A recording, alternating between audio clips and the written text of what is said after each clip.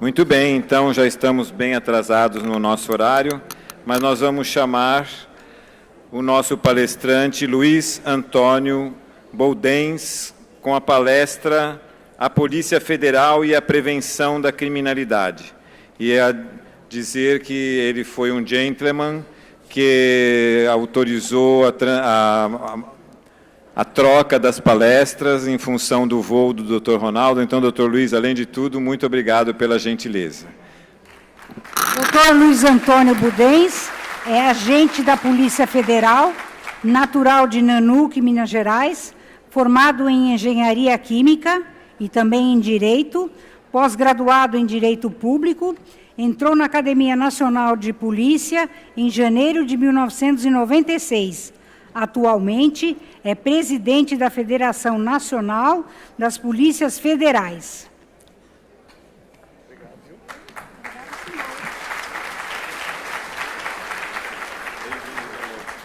pela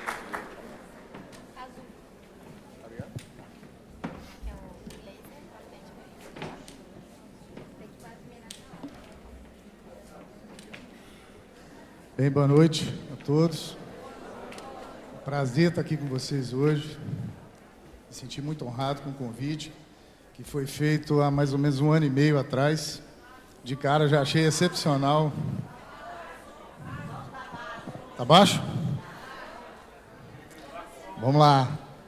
Então, o convite foi feito há mais ou menos 1 ano e meio atrás. Eu já achei excepcional a organização e me senti orgulhoso, né, de participar. E de lá para cá, já tinha a palestra preparada, já sabia mais ou menos o que eu ia falar. Então, tive que fazer algumas atualizações, porque nesse 1 ano e meio, muita coisa aconteceu com o tema que estava proposto para eu falar. Então, isso eu achei muito interessante também.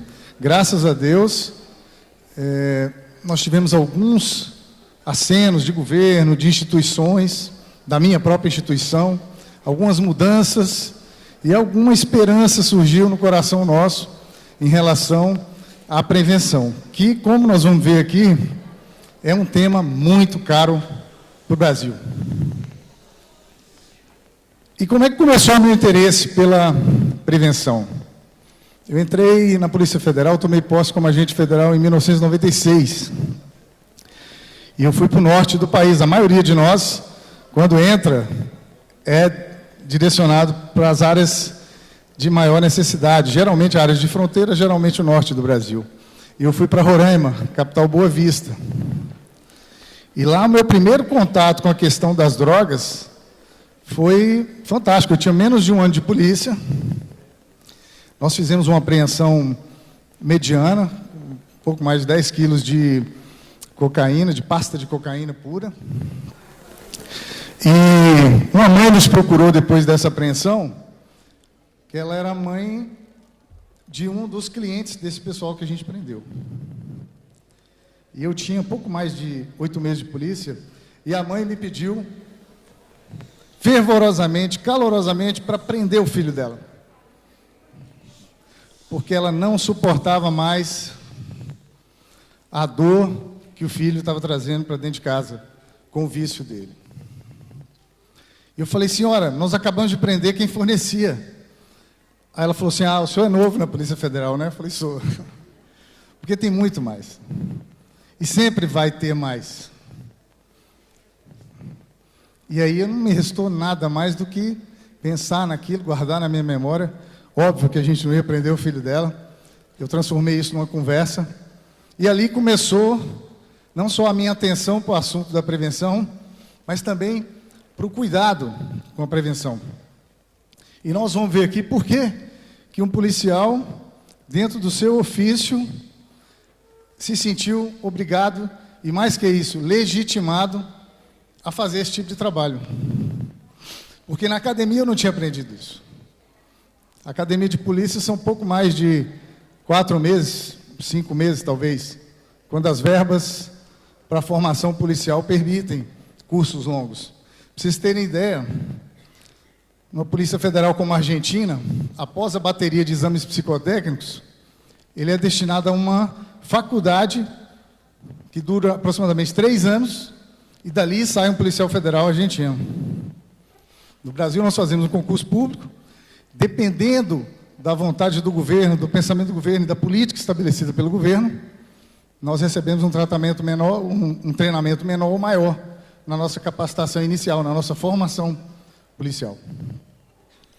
Então, muito do que a gente aplica e começa a aplicar dentro do nosso trabalho é seguindo um destino, uma proposta, claro, que vem de Deus, e também aquilo que a sociedade local vai te impondo como policial. Você vai tendo contato com coisas que você não imagina. E aí eu estou falando só das drogas. É uma região de fronteira, tem o contrabando, o descaminho, tem toda a sorte de problemas de imigração. Inclusive, no mesmo lugar que eu trabalhei, agora estamos tendo problema de imigração em massa dos venezuelanos. Então, eu até fui conselheiro em algumas questões lá, para algumas situações lá agora em Roraima. Mas, feita essa preleção para vocês, justificando a minha presença aqui, e falando um pouco de como eu me inseri nesse assunto, eu quero falar para vocês sobre isso. A proposta é falar sobre a prevenção do ponto de vista policial. Repetindo para vocês, porque vale a pena, legitimado por nossa legislação. Além, claro, do nosso interesse, da nossa boa vontade.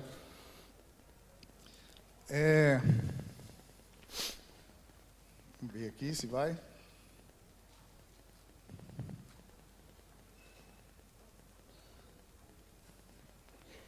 Pode passar? Enquanto aqui resiste ao comando federal. Então, a proposta de palestra foi essa. Vamos lá. A bateria deixou...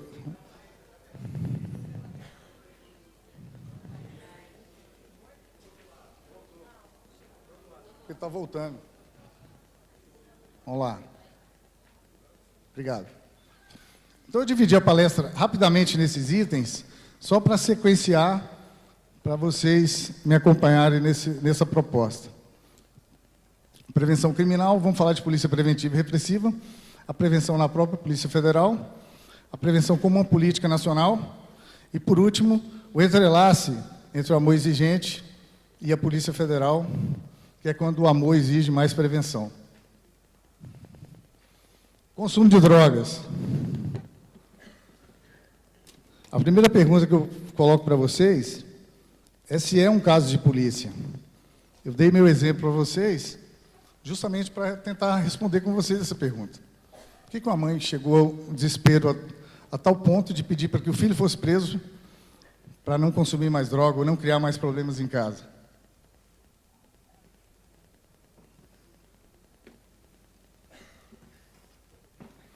Então, vamos lá. A prevenção criminal, ela enseja esses verbos aí. E são vários, tem muitos outros ainda. Assegurar a ordem pública, patrulhar, evitar o crime ou a desordem, defender, guardar, antever, antecipar, proteger. Vocês vejam que exige uma quantidade de verbos nossos para antever o crime, para se preparar para que o crime não aconteça. Isso é prevenção criminal, isso é prevenção policial também, num aspecto mais amplo.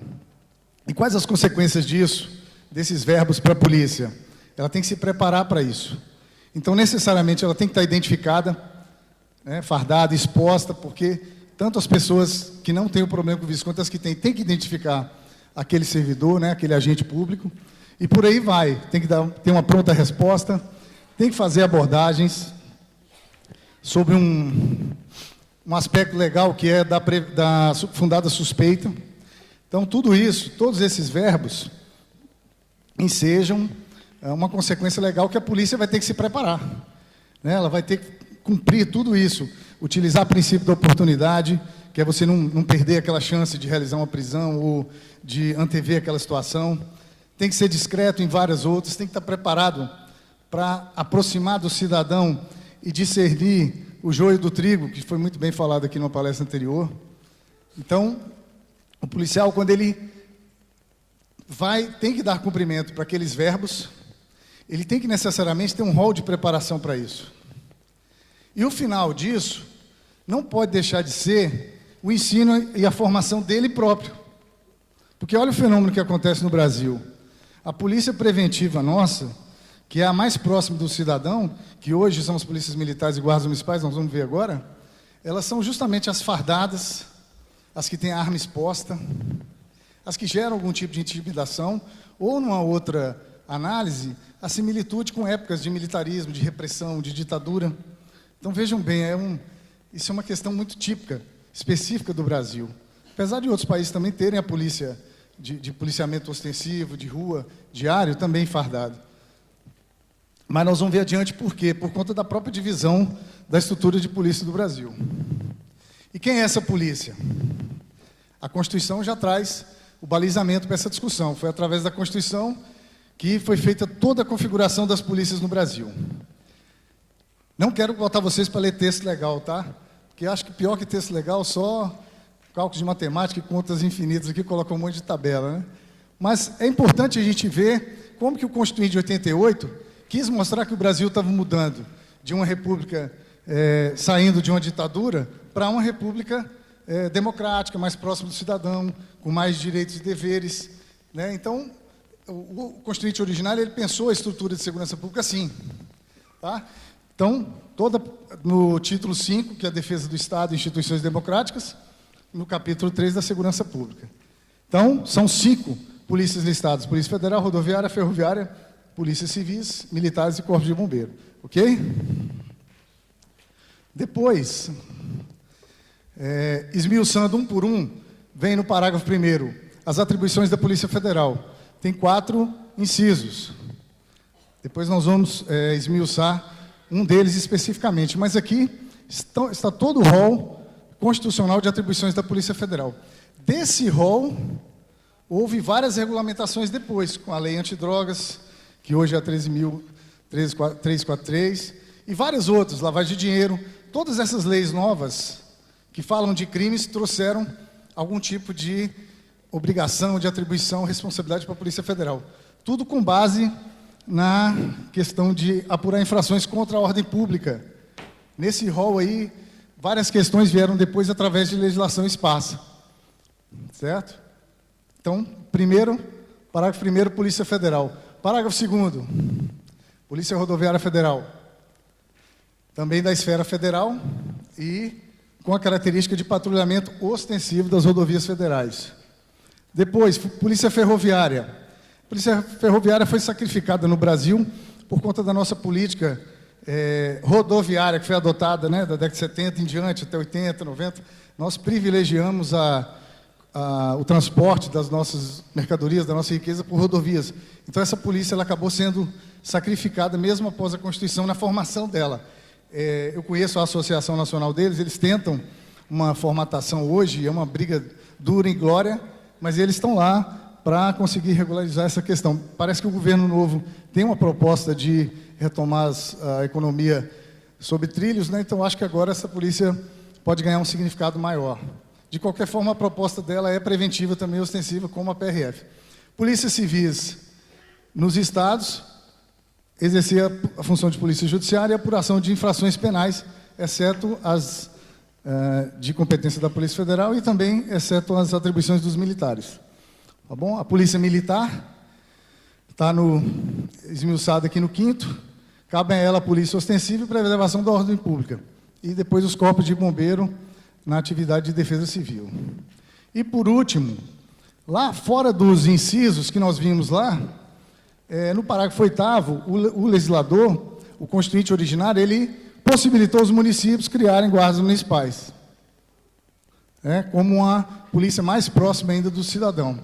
Então, os municípios, hoje, o último dado que eu tenho é de que dos 5.570 municípios brasileiros, 993, acho que esse ano 992 municípios criaram suas guardas municipais.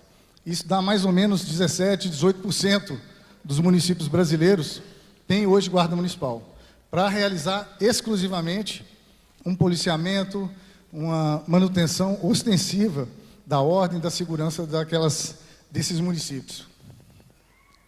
Então, por que é importante eu estou falando isso para vocês?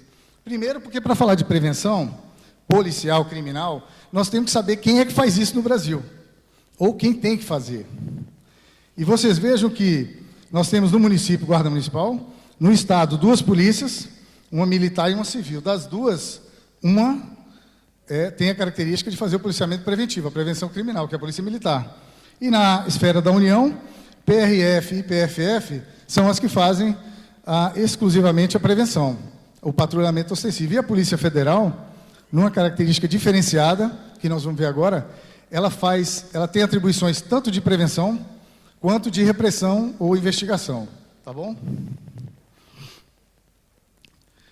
No caso da repressão, que é feita hoje, já em relação às drogas, nós temos esses últimos dados que são bem interessantes quando a gente está falando de repressão, né, de prisão, de investigação sobre drogas. Em 2018, foram apreendidas 329 toneladas de drogas apreendidas, né, de drogas, 20,3 milhões foram destinados para o Fundo Nacional de Antidrogas, o FUNAD, 451 milhões no geral foram bens apreendidos do crime organizado, aí inclui drogas e outros crimes também. Esses números são, por demais, expressivos. Mas, em 2019, nós já começamos, na partição atual, né, que o cálculo é feito até maio, abril, maio, nós já temos 74,7 toneladas de drogas apreendidas. 39 milhões para o Fundo Nacional de Drogas, 80 mil em bens apreendidos, sendo 9.900 veículos, 459 imóveis, 25 aeronaves, 18.900 itens diversos como celulares. Por que esses dados são importantes? Uma vez integrados ao FUNAD, ao Fundo Nacional de Drogas, por nossa lei antidrogas, todos esses bens são revestidos por combate às drogas, integralmente quando eles compõem o Fundo Nacional Antidrogas. Tá? Acho que muitos aqui já tiveram contato com a importância desse fundo, né? Por que ele deve fazer parte das políticas nossas. Aqui nós temos um quadro visual, só para a gente ver, por estado brasileiro, a quantidade de drogas que foi apreendida no ano passado. Mato Grosso do Sul é o campeão, porque além de fazer uma fronteira com os países que são naturalmente produtores e exportadores de drogas, eles têm um corredor também para São Paulo e para o sul do país. Então, Mato Grosso do Sul continua sendo campeão. Tem a Polícia Rodoviária Federal atuante e a Polícia Federal também fazendo os procedimentos de apreensão e encaminhamento para o Poder Judiciário.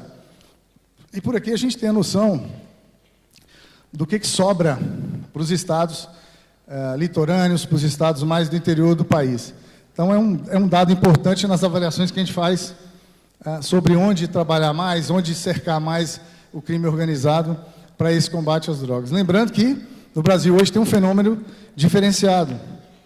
Quando um traficante morreu na fronteira com o Paraguai, morreu nas mãos de criminosos brasileiros. Então, mostra que o criminoso brasileiro, e lá na Polícia Federal a gente não gosta de chamar de facção, para não diminuir a importância desse modelo de crime organizado. Crime organizado é crime organizado. Não tem como chamar de facção grupos com extrema organização, que dão comandos até de dentro dos nossos presídios, tem esquema, um escalonamento hierárquico, como se fosse empresa, tem contadores, tem advogados, tem diretoria jurídica, tem crescimento na carreira, começa como avião, termina como grande administrador.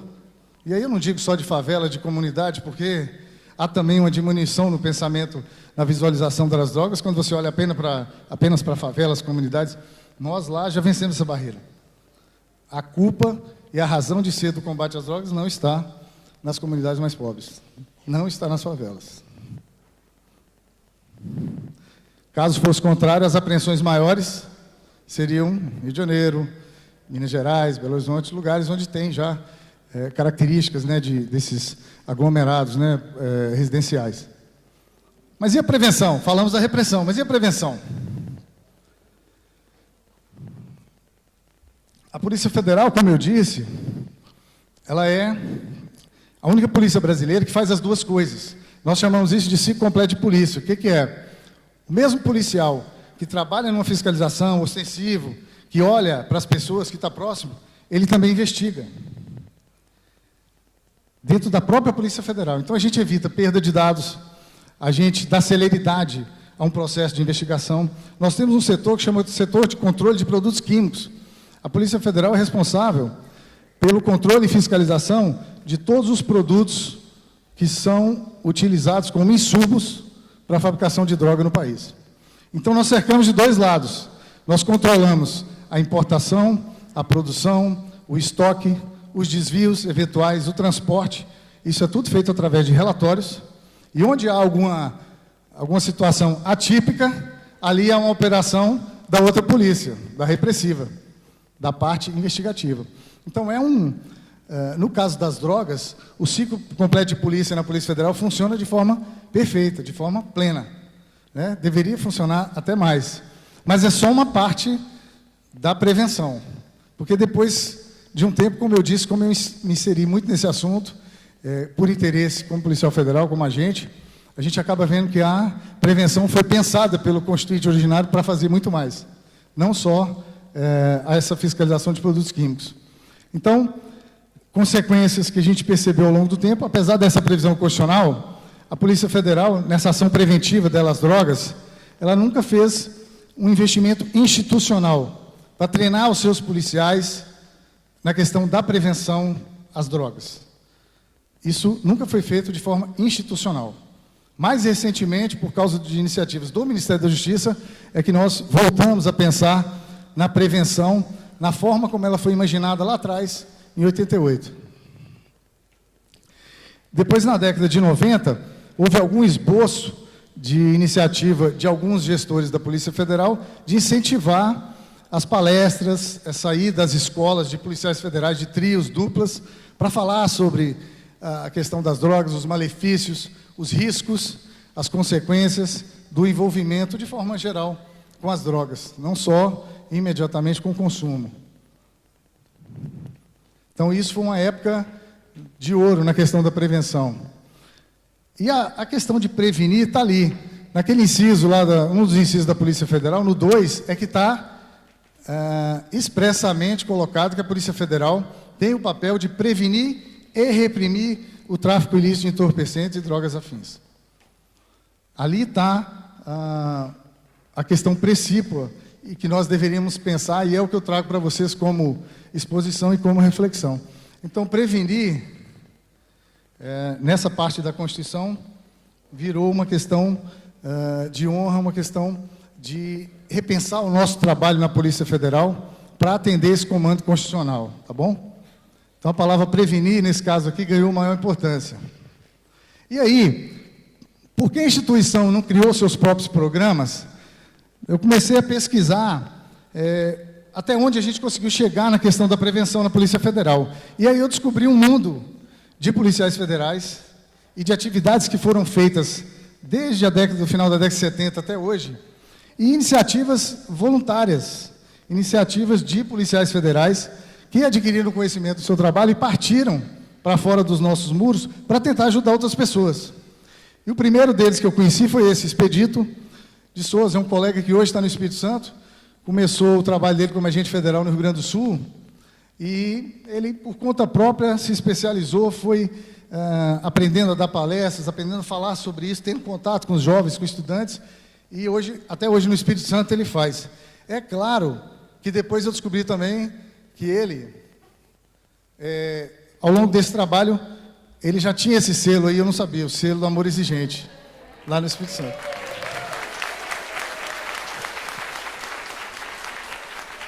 Não poderia ser diferente, né? E é uma pessoa fantástica, tive a oportunidade de conhecer depois, mas ele ainda faz esse trabalho lá, como vocês vão ver aqui. Eu acho que vale a pena ouvir um pouco do que o Expedito faz.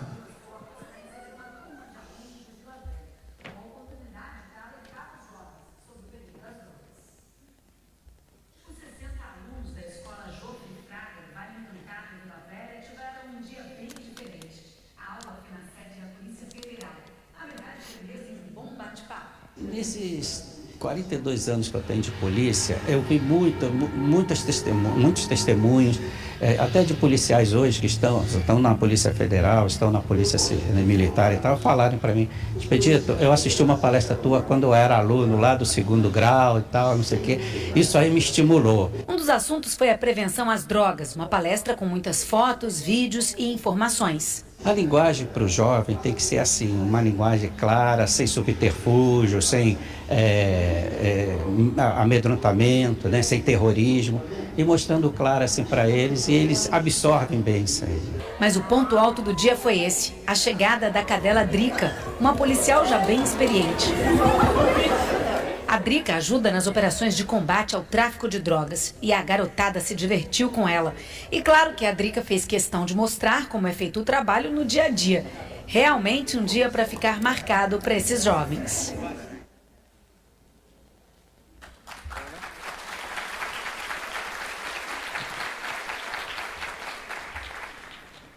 E aí, em Minas Gerais, descobri o Cláudio Prates, que é um outro colega fantástico. Ele tem uma atividade junto à Igreja Católica local, em Montes Claros, e ele convidou policiais militares, outros colegas da Polícia Federal, para fazer esse trabalho que ele já faz há mais de 10 anos lá. É um trabalho praticamente solitário, com a ajuda da família e da igreja local, mais recentemente com o apoio também da Polícia Militar. O Cláudio, mesmo sem querer entrar para a vida política, nós ouvimos aqui o relato do Cacá também, né? As falas do Cláudio Prates lá em Minas para entrar na política foram as mesmas, exatas, do nosso palestrante aqui hoje, do Cacá. Exatamente as mesmas. Ele falou com a gente: se a gente não entrar, outros vão entrar. E a gente tem que fazer alguma coisa, né? E ele pagou o preço altíssimo por isso, porque passou a ser perseguido. Vocês imaginam um policial federal que está ali na lida do dia a dia, no trabalho burocrático, às vezes, e ele passa a ganhar uma repercussão enorme, ser cotado para prefeito, para deputado, e aí já ganha toda sorte de inimigos, né? Mas ele continua até hoje fazendo o trabalho de palestras. Foi um rompedor de barreiras lá no norte de Minas. Por 2 vezes foi o mais votado na cidade de Montes Claros, que é a 5ª cidade de Minas Gerais, né? Então, é um colega também que ganhou muita repercussão, tem nosso respeito lá. E aí, em Uberaba também, descobri o colega Giovanni Guerra. Veja que interessante, o Giovanni, ele foi abordado pelo pessoal do Guinness Brasil, né, que é o livro de recordes, e foram até Uberaba para contabilizar as palestras dele sobre prevenção às drogas. E chegaram aqui no número de 6.000 palestras. Então, nós temos um palestrante de prevenção às drogas lá, que é recordista e está registrado no Guinness Brasil, como o cara que fez mais palestras num certo período lá, em vários estados, né? Ele não ficou só restrito a Minas Gerais. Então, também foi bem interessante a descoberta do colega Giovanni. Tá bom? Num tempo, no final da década de 90, início dos anos 2000. Então, aí também foi uma grata surpresa para nós no aspecto preventivo. Você pode passar para a próxima para mim? Não tá?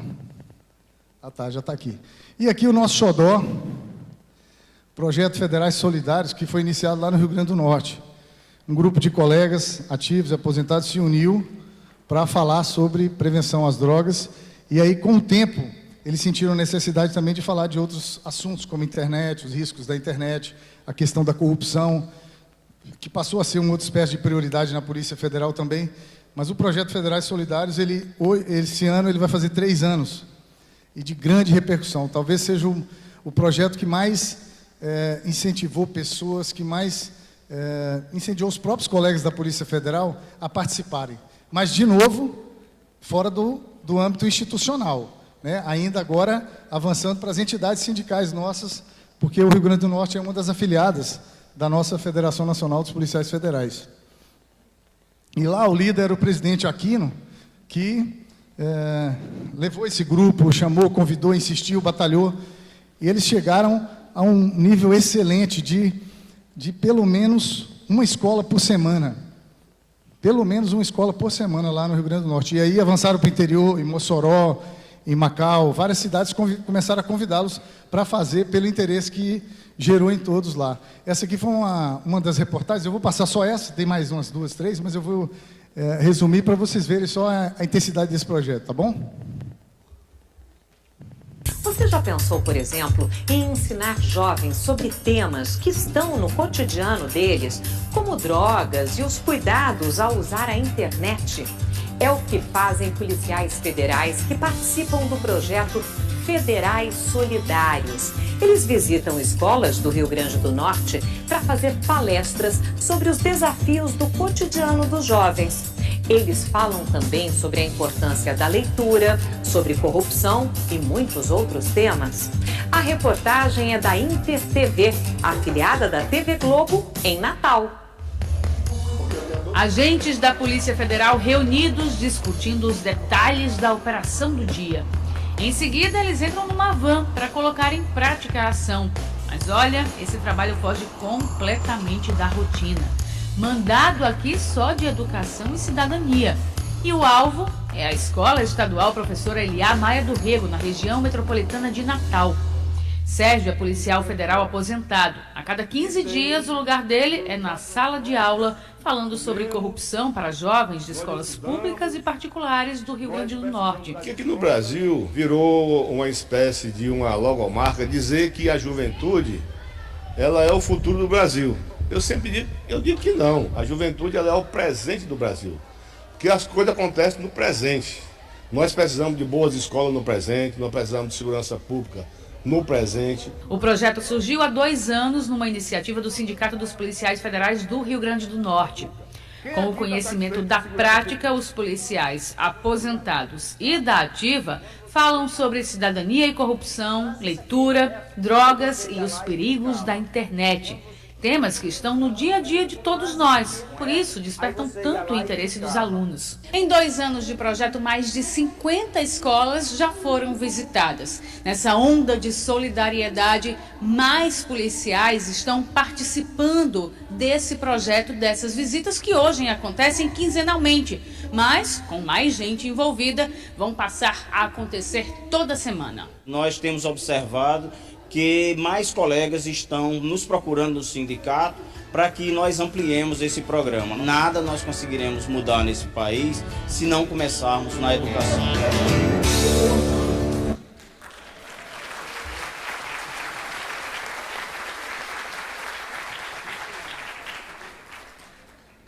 Pessoal, essas palmas aí, elas têm... Eu vou acelerar os outros 2 vídeos aula aqui, para porque o tem o nono mesmo... ano hoje na escola. Tem o mesmo... São outras cidades, outras escolas, cada um com ênfase diferente, mas dizendo praticamente a mesma coisa. Você pode só passar isso. E eu tinha convidado essa equipe para estar aqui comigo hoje. Essa parte aqui eles iriam falar para vocês. Mas, infelizmente, nós perdemos o idealizador desse projeto no mês passado. O Aquino, meu amigo, meu irmão, mas ele teve um infarto no domingo de manhã, lá em Natal, e faleceu. A gente sabe como Deus faz as coisas, né? Ele não convida as pessoas boas para estarem perto dele, ele resgata. E o Aquino foi esse resgate, com certeza. Era para ele estar aqui agora, nesse momento, falando essa parte para mim, ele, o Serjão, a Catherine, aqueles colegas que apareceram no vídeo. Mas, infelizmente, esse colega não pôde estar conosco, tá bom? Então, as palmas que vocês deram, queria que fosse para ele. Se ele puder ouvir onde ele estiver.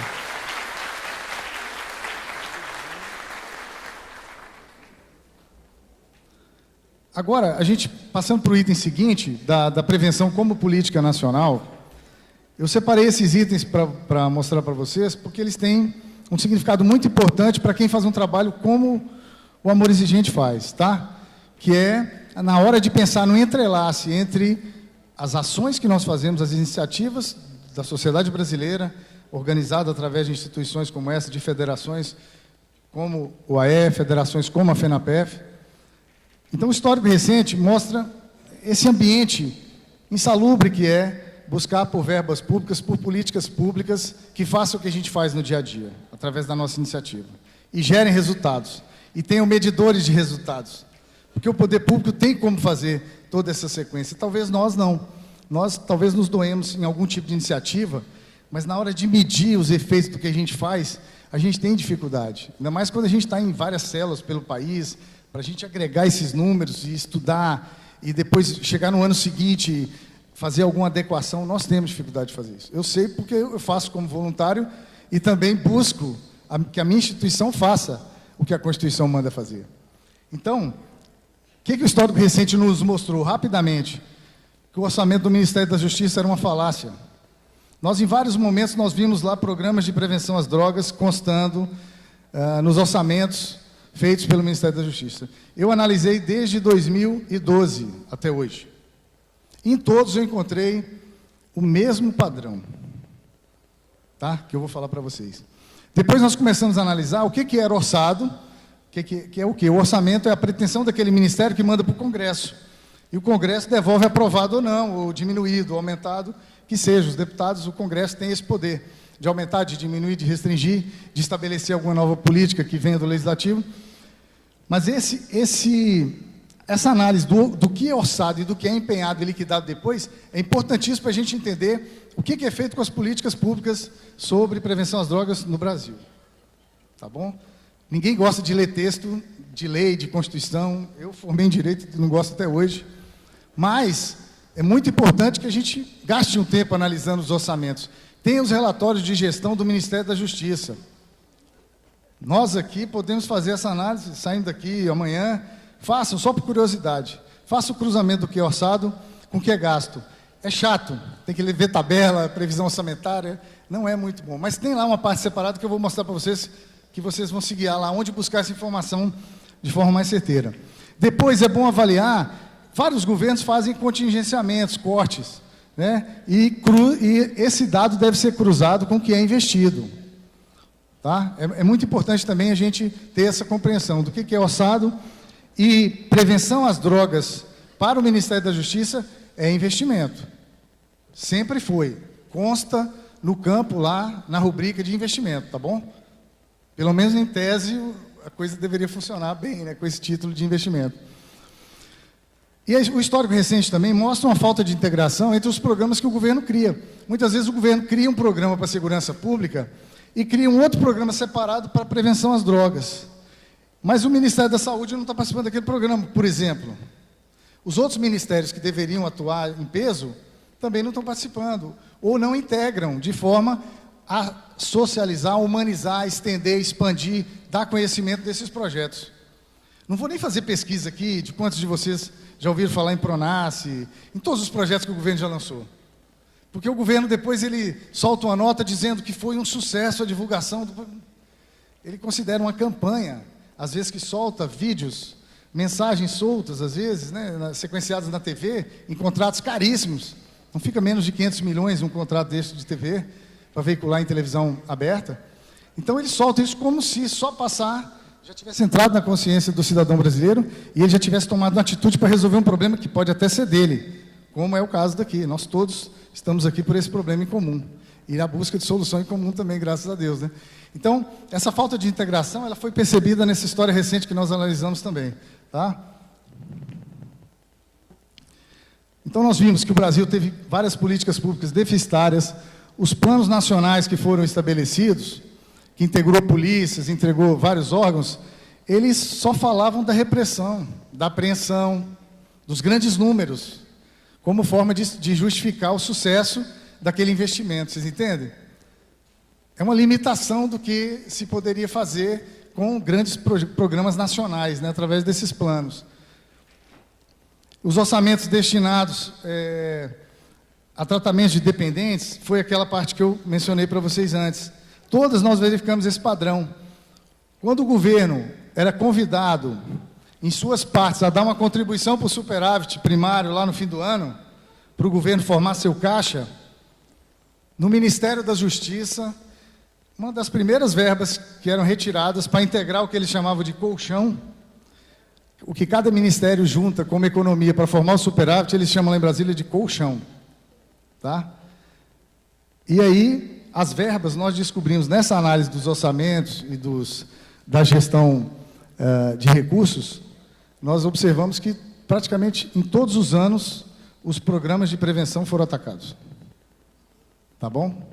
Não é uma informação fácil de achar, porque esses termos, orçado, empenhado, liquidado, não é todo mundo está habituado a isso, né? Não é minha área também, essa parte de contabilidade, de análise financeira, mas tive que aprofundar para saber e fui buscar onde achar essa informação também, né? E tudo isso que eu estou falando para vocês, já nos últimos anos, faz parte disso que nós estamos chamando, aí, o pessoal já chama, né, os estudiosos de nuvem de hash, que são os assuntos mais falados na internet, nas redes sociais, E vários assuntos desses que a gente extrai nessa tela tem a ver com o que a gente está falando aqui agora. Tem a ver com prevenção, tem a ver com drogas, com dependência química, com como a população é atacada por problemas e não tem como dar resposta, não tem ferramentas para dar essa resposta, nem individualmente, nem coletivamente. Eu me lembro que numa das andanças minhas como agente federal, no trabalho de inteligência e de combate às drogas, eu visitei uma cidade do interior de Minas Gerais e, conversando com o juiz, era uma cidade de pouco mais de 15 mil habitantes, ele me dizia que quase 80% dos processos da área criminal naquela comarca eram ligados à droga. Quase 80%. Aqui foi falado da forma como os nossos pais, como os nossos avós estão sendo colocados diante de um assunto que eles não tinham a menor previsão de que fosse acontecer na vida deles. Isso talvez eu acho que é a maior agressão com o povo brasileiro, com a nossa sociedade. Nós somos submetidos a situações e temos que dar resposta como pais, como tios, como avós. E não é só corrigir o problema, é corrigir para garantir o futuro daquele familiar. É muito mais complexo do que o governo coloca, né, quando está lá pensando só em números. É muito mais complexo. Então, essa hash, você pode clicar o link para mim? Por debaixo desse rol de discussões, tem vários assuntos que estão surgindo e de uma forma ou de outra tangenciam ou incidem diretamente com o assunto da prevenção às drogas. Aqui, por exemplo, está sendo discutido agora, em alguns estados, já foi aprovada a internação involuntária. Tem tudo a ver com o que a gente está falando, né? É a forma correta? O governo esteve aqui para conversar, para discutir. Nesse evento, graças a Deus, ontem teve, né? Dois caras que hoje são importantíssimos nessa discussão em Brasília. Importantíssimos. Só a presença deles, só pela presença deles, dois hoje, pela importância do que pode acontecer a partir deles, o AE já está de parabéns. Só por eles. Tá bom? Mas não podemos deixar ele embora para Brasília, eles. Embora para Brasília e nunca mais nos ver. Tem que arranjar um jeito, aqui mesmo, quando ele terminar a palestra, pegue um compromisso. Porque políticos que cuidam de várias coisas, eles só vão dar importância para aquele assunto se um grande grupo, consciente, organizado, com a fala pronta, decidido, igual vocês são, pode fazer isso no nosso Brasil. Só dessa forma, entende? O convencimento em Brasília é assim. Nem precisa dizer que, se fosse um familiar seu, lá tem políticos com familiares com esse problema. Não deixam vazar o público, não falam, mas tem. Então, fatalmente, se precisar desse tipo de argumento, até ele tem. Tá bom? Para ser usado com esses políticos lá hoje, tá bom? Mas aí, a internação involuntária é um assunto importante que está hoje nessas hashes. Redução da maioridade penal, tá ou não está? Tem muito político em Brasília, muito deputado apostando que, solitariamente, essa medida vai gerar algum tipo de benefício para o Brasil. Eu tenho minha posição de que não vai. Nós só vamos reduzir um pouco por um tempo. Como o brasileiro gosta de ter essa sensação imediata, nós somos assim, eu sou também. A gente acha que pode resolver. Mas, na verdade, os criminosos do futuro, os presos do futuro, lá na cadeia, não vão ser de 18, vão ser de 16. É a realidade. Os que estão hoje nos outros tipos de casas de detenção, para menores, vão estar no outro tipo de presídio. Então, enquanto a gente não estruturar a segurança pública como um todo, esse tipo de medida, solitariamente, na nossa visão lá da Polícia Federal, os policiais federais em geral, não vai adiantar. De imediato, pode causar um efeito. É como aprovar um projeto lá para me dar 4 armas. Eu tenho uma, do Estado. Para mim, no meu trabalho, tá bom. Agora, eu tenho 2 algemas. Eu tenho uma boca que fala demais quando está em palestra. Então, eu acho que essas são ferramentas muito mais importantes do que ter 4 armas. É um pensamento nosso, de quem faz esse trabalho voluntário, de quem avança um pouco nesse pensamento policialzão. A gente brinca quando entra para a polícia, né? Primeira coisa que a gente compra é um Ray-Ban. Eu não comprei quando entrei, mas o meu irmão mais velho me deu. Eu tive que usar. Mas assim, você entra como super policial, como aquele que vai resolver tudo, e logo nos primeiros dias você encontra as realidades. Eu contei para vocês aqui uma delas, muito dura, mas que te coloca no lugar na hora. E é um pacote, porque uma mãe te pedindo o que aquela mãe me pediu, ela me devolve, se eu não tivesse, né, ela me devolveria ali na hora humildade. Se eu fosse soberbo, eu tinha recuado também na minha soberba, porque é uma coisa, é muito profundo, é uma coisa que, a única coisa que eu conseguia pensar era como policial federal, o que eu posso fazer para ela, por ela, né, pelo filho também. Então, vocês vejam como que é interessante esse processo que acontece quando a gente pensa em medidas como essa, como grandes soluções para o país. Isso eu já tive a oportunidade de falar para o próprio filho do presidente da República, Eduardo Bolsonaro, que é nosso colega da Polícia Federal. Falei, não aposte nisso. Não aposte nisso como grande mudança que vai resolver, porque vocês vão se frustrar se isso não fizer parte de um pacote que envolve outras coisas, conscientização, envolve a destinação melhor das verbas, envolve um monitoramento maior dos casos. Isso é muito mais complexo. O doutor Ronaldo aqui foi muito feliz nessa parte, né, de curso para os pais, de se habituar àquele assunto, de trocar ideias, experiências, no lugar certo também. Não adianta nada ir para o fórum errado, levar aquele debate, porque você vai voltar frustrado. E tem muita igreja fazendo isso, tem muito grupo fazendo isso, de forma estabanada, de forma deslocada e trazendo mais desespero, porque passa o tempo e você não vê a solução, né? O caso da maconha é um outro exemplo disso também, legalização da maconha. Eu não pus aqui para a gente avançar, porque tem muito exemplo de assunto atual sobre isso, e eu vou falar da maconha porque encaixa nesse assunto aqui também, da questão do combate às drogas, da prevenção às drogas e do álcool. Eu fui perguntado numa universidade federal, e a gente sabe que universidades federais hoje, infelizmente, têm esses guetos, né, de consumo de droga como uma coisa normalizada, uma coisa que não gera mais impacto, não impressiona ninguém mais. Mas eu fui perguntado sobre isso. Eu sabia que era um desafio para mim, se eu era a favor ou não da legalização da maconha. Eu dei uma resposta bem simples, que eu acho que vocês aqui, tem muita gente muito mais experiente que eu, que convive com isso, mas eu dei uma resposta bem simples como policial. Eu falei, o ano passado nós fizemos uma operação para prender pessoas que vendiam carne brasileira estragada para os outros. Carne. Há 2 anos atrás, nós fizemos 2 operações para combater pessoas que falsificavam leite. Agora nós vamos submeter todo o nosso sistema de vigilância sanitária, de cuidado com a saúde, com os nossos alimentos, para controlar a qualidade da maconha? Vocês pensaram nisso? Está na hora do Brasil fazer isso?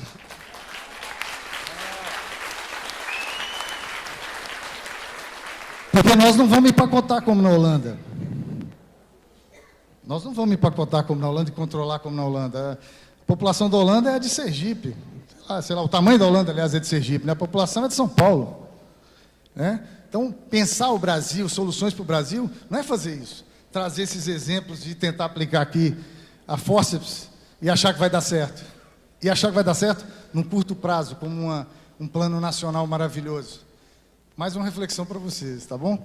Então, programa de prevenção a drogas do governo, olha que interessante. O governo recuou no programa Tamo Junto, que era uma sequência de aulas, de palestras, né, para a questão da prevenção às drogas.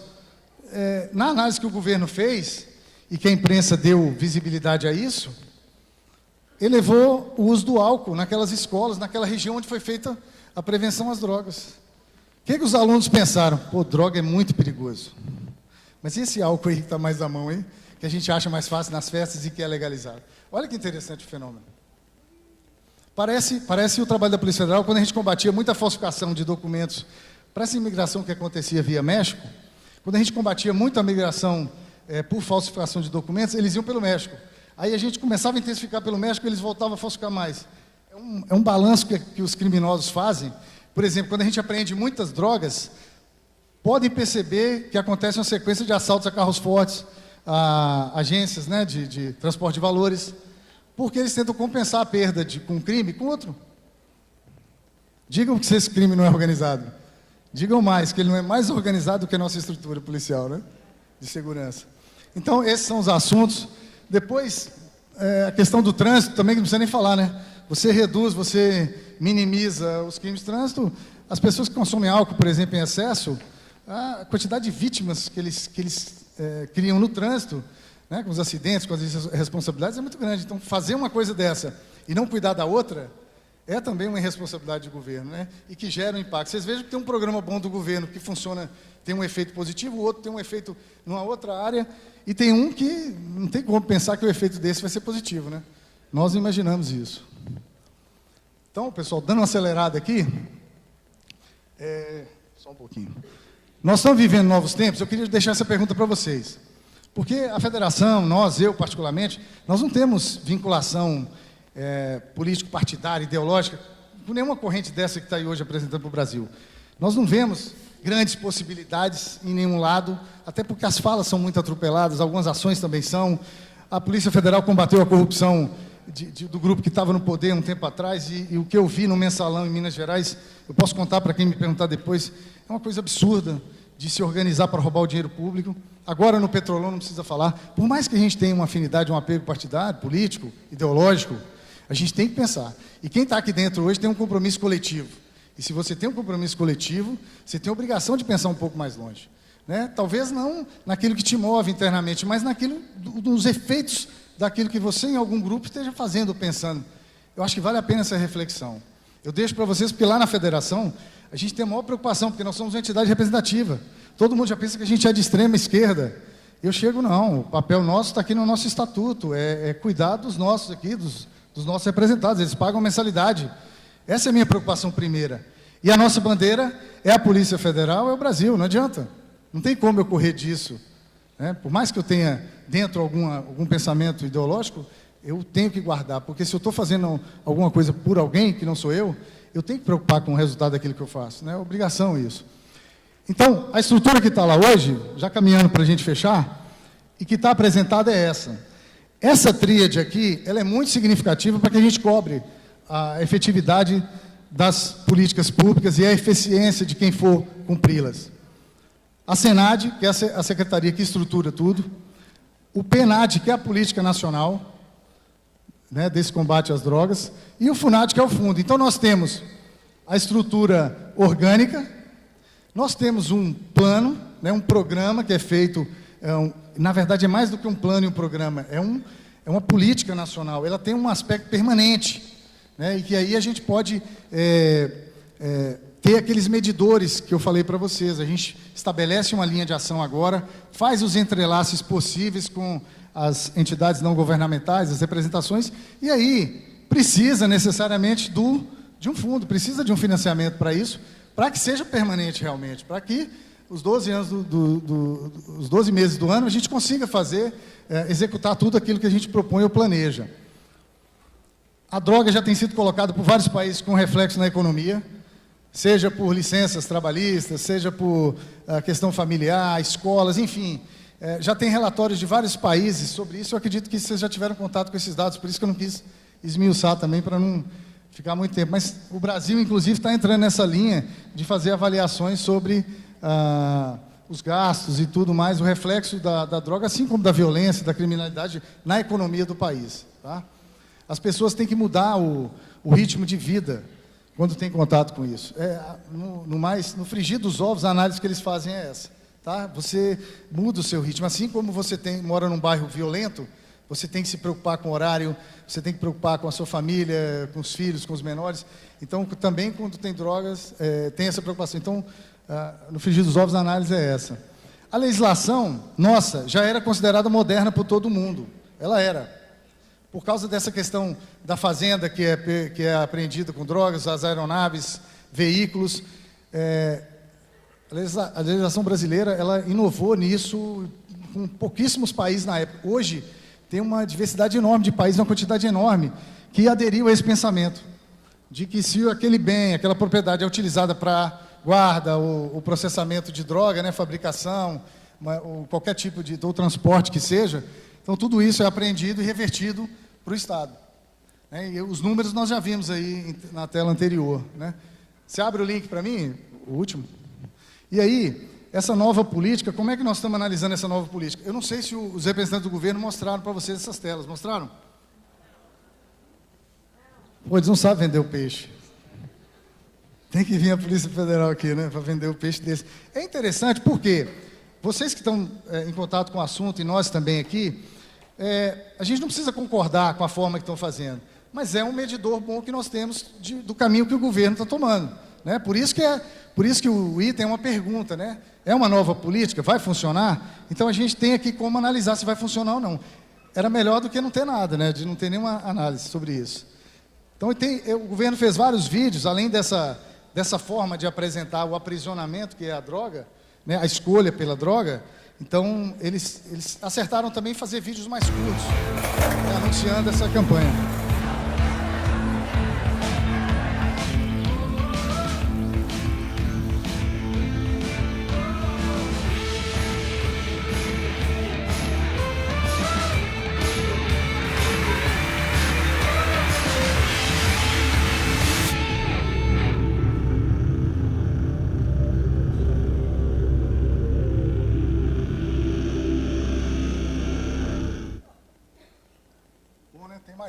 Tem mais um na forma de relato também, que eu achei interessante. Eu achava que era só diversão. Esquecer os problemas, comemorar com os amigos. Foi assim que eu fiz do álcool uma válvula de escape.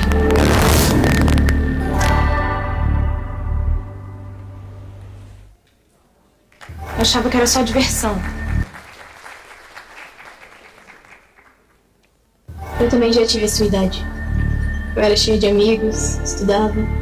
Eu tinha um futuro inteiro pela frente. Foi quando eu usei o crack pela primeira vez.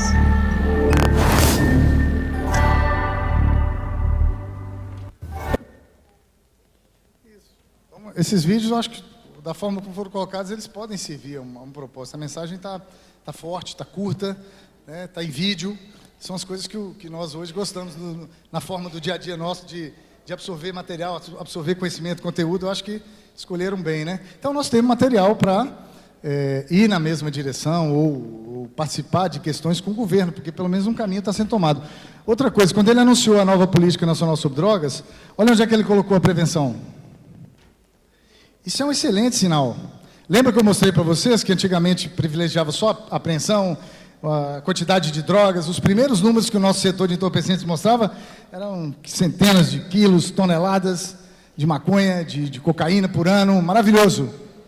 Mas aí vem o professor Ronaldo e fala assim, continua chegando clientes lá para mim. Eu continuo atendendo pessoas. Aliás, ele falou que aumentou, não foi? Ele falou que aumentou. Então, se o consumo está aumentando, se os problemas estão aumentando, de nada adianta eu chegar aqui para vocês e mostrar toneladas numa apresentação política, sei lá. É melhor a gente abrir o jogo, né? Está faltando aquilo ali. Repressão não está faltando, garanto para vocês.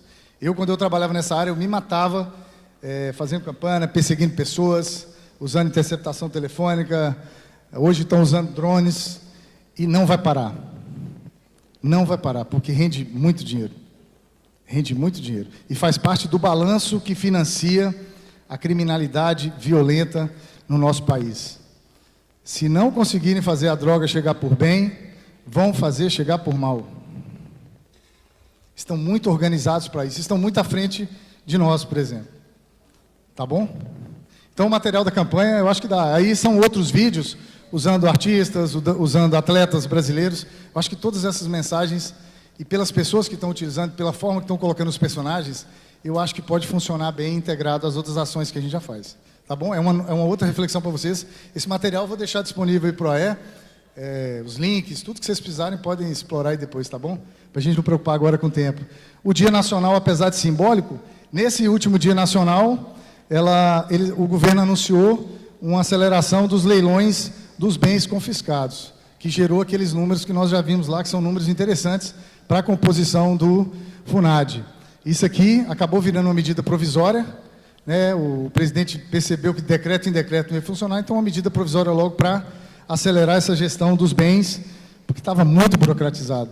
A questão de você prender e encaminhar para o Judiciário e Ministério Público, e o bem ficar para ser analisado depois para ser direcionado ao fundo, estava muito complexo. Eles pegaram e simplificaram agora, da mesma forma que a gente simplificou aprendendo e encaminhando para o Judiciário, agora é a destinação também. Eu acho que é um interessante passo. Por isso que aquele número de 2019 está interessante já no primeiro quadrimestre ali, já mostrou um resultado muito bom, melhor do que o ano passado, que já tinha sido recorde. Tanto na apreensão de drogas, quanto no confisco de bens, tá bom? Então, é bem interessante mesmo. E a outra coisa que faltava, que nenhum governo vinha fazendo, essa articulação com o Estado e município, ela talvez seja mais importante do que a própria política estabelecida.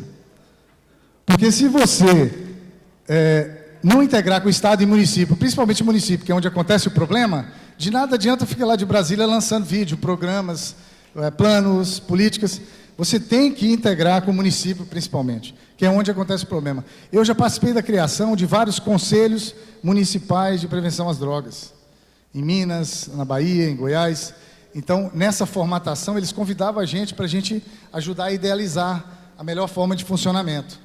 E lá a gente sempre usou o padrão, tem que ter o juiz da cidade, da comarca, tem que ter o promotor, tem que ter a polícia, porque ninguém faz nada sozinho. Também já falaram isso aqui antes, né? A primeira coisa que o policial aprende, você só vai ter sucesso trabalhando em equipe. Né? E depois a gente estende a equipe também para os que não são da polícia, nesses outros aspectos. Então, eu sempre ajudei a formação desses conselhos, obrigando, trazendo responsabilidade para o Ministério Público, para o Poder Judiciário, para a polícia também não ficar sozinha com a sociedade ali naquele embate do dia a dia, e depois, quando sobra para outra esfera, não tem solução também, ou liberam, ou usam algum subterfúgio legal para não dar continuidade ao que a gente está fazendo. Então, pessoal, para finalizar, já agradecendo vocês aqui também a paciência, eu peguei os 12 princípios do amor exigente e fui analisando um por um, e encaixando em toda a palestra que eu fiz hoje.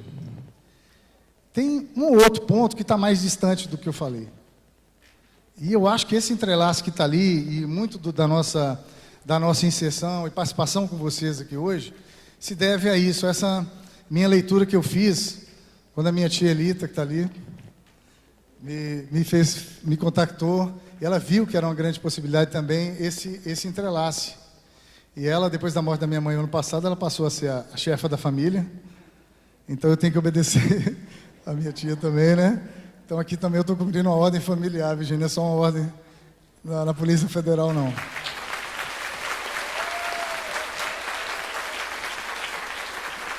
Então, pessoal, eu analisei esses itens, e muito do que a gente faz na polícia aplica está aqui também. E agora, se a gente pega todos esses dados que eu passei para vocês, que a gente trocou essa ideia aqui, que a gente fez essa análise, e dá para fazer, ali tem cooperação, ali tem tomada de atitude, tem as crises que a gente tem que resolver, não tem? A polícia, enfrentamento de crise direto. Semana passada, um policial federal se trancou num quarto e nós tivemos que ajudá-lo a sair, ele estava em crise também. Então, são vários tipos de crise, não é só uma. E no final já está ali, né? Aquela palavra, ela é libertadora, ela entrelaça as pessoas, ela traz dignidade, ela traz esperança, ela é um mandamento de Deus, então não tem como fugir dela. Por mais que a gente discuta todas as outras, no final das contas a gente vai estar analisando essa última e tentando pôr em prática essa última. Então, eu queria agradecer a vocês, na pessoa do Wilson, que fez contato comigo, e eu queria dizer que depois que eu conversei com ele, com outras pessoas do Amor Exigente, depois que eu conheci o Expedito lá no Espírito Santo, eu coloquei a nossa federação à disposição de vocês. Nós representamos hoje um pouco mais de 14 mil policiais ativos e aposentados, indiretamente quase 60 mil pessoas, somando os familiares. Nós temos um ritmo de trabalho muito intenso, somos poucos no Brasil. Para vocês terem ideia, só o FBI, para investigar, tem 32 mil agentes. Nós temos hoje um pouco mais de 10 mil policiais federais, de todos os cargos, né? Então somos poucos ainda. Mas nós temos projetos em andamento, e eu acho que, para finalizar esse entrelace, nessa integração que nós falamos, nessa criação desses modos estaduais, as clínicas têm que certificar, eu não posso deixar de falar com vocês da participação do AE nos projetos que estão em Brasília, sendo discutidos. Lá tem discussões importantíssimas hoje, Código de Processo Penal e Código Penal. A questão da prevenção das drogas está lá também. E da forma de olhar o combate às drogas e a prevenção. Está tudo nesse texto. Não abandone essa discussão. Ela está sendo invadida por corporativistas, por pessoas que apenas têm interesse de defender alguns grupos. Por isso eu acho importante chamar vocês para essa briga. Tá? A gente fica lá em Brasília gritando praticamente sozinho. E tem corporações fortes que fazem grandes lobbies. Dar exemplo para vocês, na reforma da Lei Maria da Penha, a reforma da Lei Maria da Penha ficou atravancada por causa de discussão sobre o conceito de autoridade policial. Um grupo queria absorver todo o conceito, não queria que a PM tivesse, não queria que os agentes tivessem. Era só um grupo que queria ser intitulado de autoridade policial. Uma coisa que é concessão do Estado para a gente fazer nosso trabalho, né? Isso atrasou a aprovação da reforma da Lei Maria da Penha. Atrasou também a Lei da Imigração, atrasou várias outras. Tudo por causa desse assunto. Então, não podemos deixar também atravancar esse assunto nosso, tá bom? E aquele último item, que é o principal, que eu vou finalizar a palestra com ele. A participação na construção e reconstrução das polícias brasileiras. Vocês lembram que eu falei do ciclo completo de polícia? Nós temos que brigar para que no Brasil todas as polícias sejam completas. Não tem esse negócio de uma te atender na ocorrência, atender o 190, vai até o local, depois ela tem que produzir um papel e mandar para outra. E a outra não vai ao local do crime, geralmente, porque também não tem muita gente, não tem muito pessoal que é a Polícia Civil.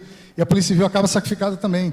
Esse é um modelo brasileiro, antigo, inadequado, e que está sendo vencido pela criminalidade hoje. Então, só nos Estados Unidos, tem 19 mil agências de polícia. 19 mil, contando as municipais, estaduais. 19 mil. Todas fazem ciclo completo. Nenhuma é só fardada, presencial, Cosme e Damião, para dar segurança. Todas fazem a prevenção, prendem e fazem a investigação e levam para o judiciário também. Todas. Então, você quando vai a uma polícia, você tem a chance de ir lá ver o policial que te atendeu e depois encontrar com ele no judiciário e se certificar de que a justiça está sendo feita, né? No Brasil não, é tudo separado. Agora não é que não, lá na civil vai lá, entendeu? Então nós temos que acabar com isso. Ciclo. E a questão da porta única de entrada é uma questão de humanização. Hoje na polícia tem várias portas de entrada. Entra oficial, entra delegado, entra escrivão. Nos outros países, todo mundo tem uma porta única, um treinamento específico e você cresce lá dentro. Como é que você cresce? Atendendo o cidadão no início da sua carreira, tendo contato com os serviços mais do dia a dia, e depois você vai crescendo, se especializando. Só no Brasil que tem os concursos que você já entra em cima, no topo de carreira. Tem que acabar com isso. Vai ficar mais barato, vai humanizar. Sabe o que acaba acontecendo por falta de uma porta única de entrada? Acaba elitizando o serviço público. As pessoas que estão na polícia não estão interessadas no seu problema, porque elas vieram de uma outra casta. É óbvio que o concurso público vai passar quem tem mais condição. Então, se a gente não batalhar para, na porta, ter pessoas parecidas conosco, que entendem a nossa realidade, nós não vamos ter uma polícia parecida com a gente, que atenda a nossa demanda. Tá bom? Então, esses são os pedidos que eu deixo para vocês. Já fiz até o agradecimento, mas agora é repetição. Contem com a gente lá, o que vocês precisarem. Tem o nosso carinho, tem nosso apoio. Contem conosco lá em Brasília, tá bom? A nossa federação tem 27 sindicatos para atender vocês nos estados também. Obrigado. Obrigado.